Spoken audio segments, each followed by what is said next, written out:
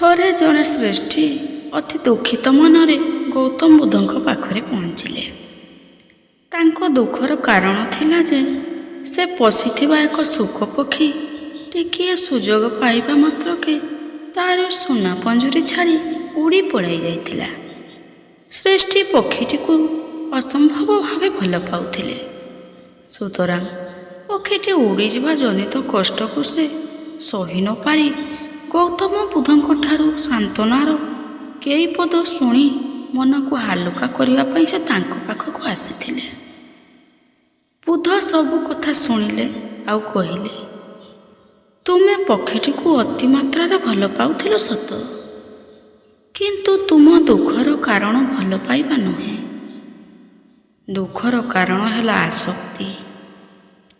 ଶ୍ରେଷ୍ଠୀ ଏହା ଶୁଣି କହିଲେ, ଆପଣ ହୁଏତ ଠିକ୍ କଥା କହୁଛନ୍ତି, କିନ୍ତୁ ପ୍ରେମ ବା ସ୍ନେହ କରିବାର ଅର୍ଥ ତ ଆସକ୍ତ ହେବା।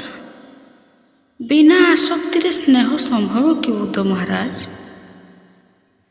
ବୁଦ୍ଧ ଏହା ଶୁଣି ନିଜ ହାତଟିକୁ ଉପରକୁ ଟେକିଦେଲେ। ଗଛ ଉପରୁ ଏକ ପକ୍ଷୀଟିଏ ଉଡ଼ି ଆସି ତାଙ୍କ ହାତ ଉପରେ ବସି ପଡ଼ିଲା। ବୁଦ୍ଧ ହସିଲେ।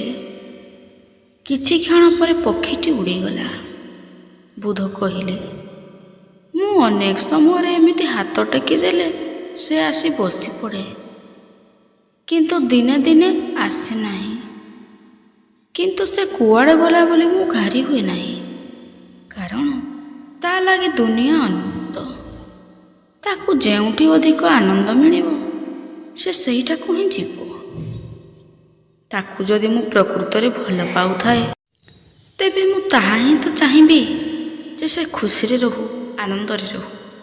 ଏ ପ୍ରକାର ସ୍ନେହ ତାକୁ ଏଭଳି ମୁକ୍ତ କରିଦେଇଛି ଯେ ସେ ନିୟମିତ ଆସି ନପାରେ, କିନ୍ତୁ ସେ ମୋତେ ପରିତ୍ୟାଗ କରିବ ନାହିଁ।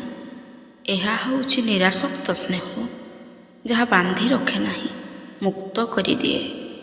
ଏ ପ୍ରକାର ପ୍ରେମରେ ଉଭୟ ମୁକ୍ତ ରୁହନ୍ତି, କିନ୍ତୁ ସେହି ଭିତରେ ହିଁ ଅପୂର୍ବ ବନ୍ଧନ ରହିଥାଏ।